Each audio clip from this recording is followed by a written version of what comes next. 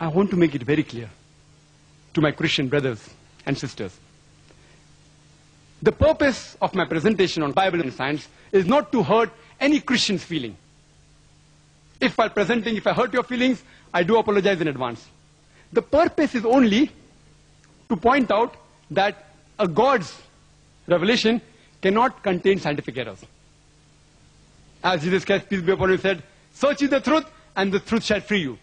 You have the Old Testament, you have the New Testament. Now you should follow the last and final testament, which is the glorious Quran. As far as Dr. William Campbell is concerned, I can be more liberal with him because he has written a book, Quran, Bible in the Light of History and Science. He has given a presentation and he's a medical doctor. I don't have to be very formal with him. As far as the other Christian brothers and sisters are concerned, I apologize if I hurt your feelings during the presentation. Let's analyze what does the Bible say about modern science. First, we'll deal with astronomy. The Bible speaks about the creation of the universe. In the beginning, first book of Genesis, first chapter, it's mentioned. It says, Almighty God created the heavens and the earth in 6 days and talks about an evening and a morning, referring to a 24-hour day. Today, scientists tell us that the universe cannot be created in a 24-hour period of 6 days. Quran 2 speaks about 6 ayyams.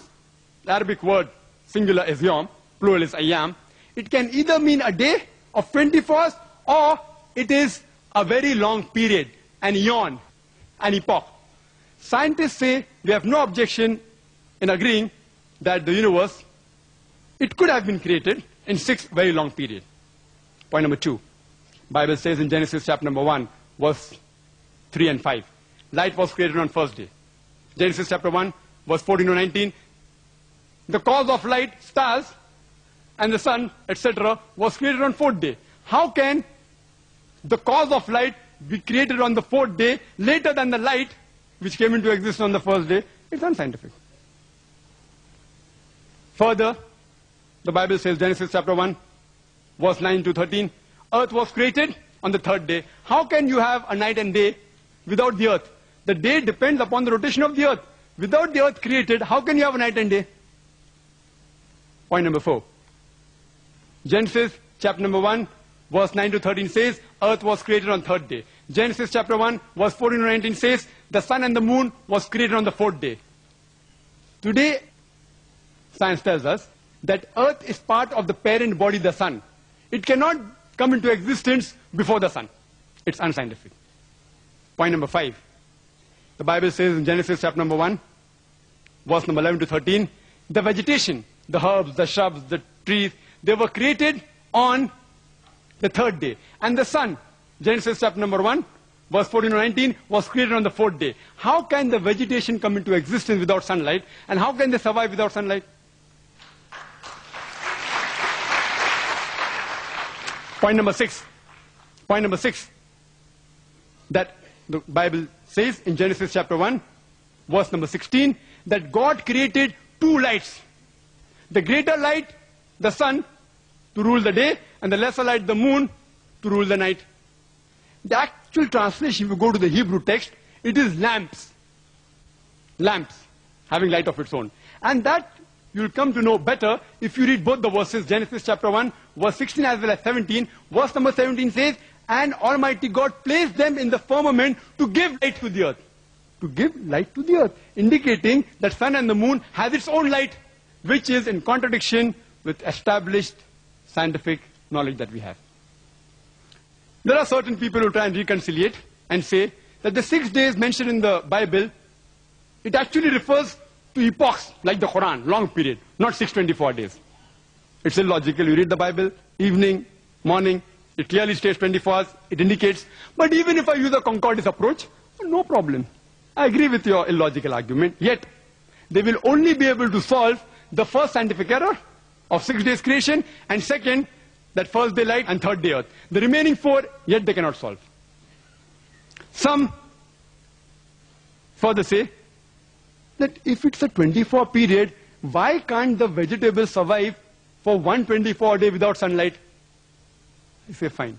If you say that the vegetables were created before the sun and can survive for 124 days, I have got no objection. But you can't say the days mentioned are 24s as well as epochs. You can't have the cake and eat it both.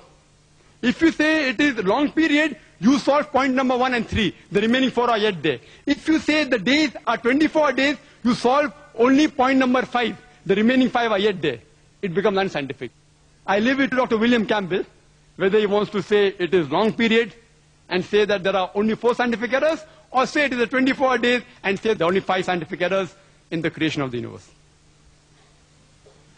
Regarding the concept of Earth, there are various scientists who have described how will the world end.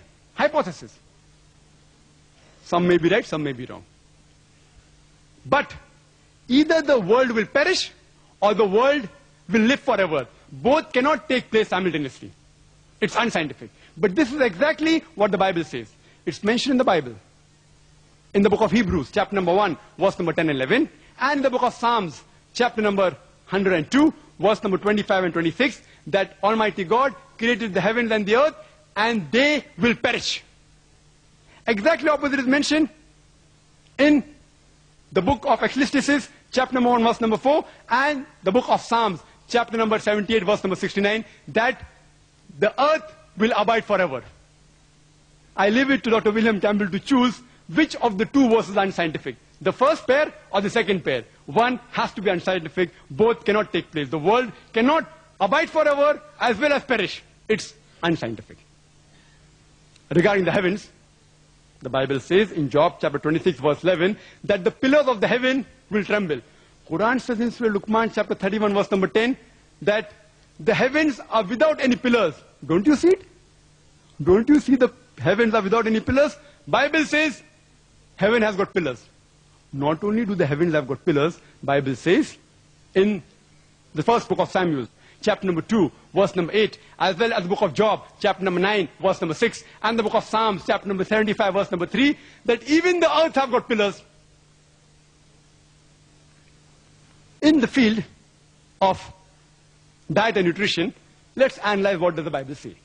The Bible says in the book of Genesis, chapter number 1, verse number 29, that God has given you all the herbs bearing seeds, the trees bearing fruits,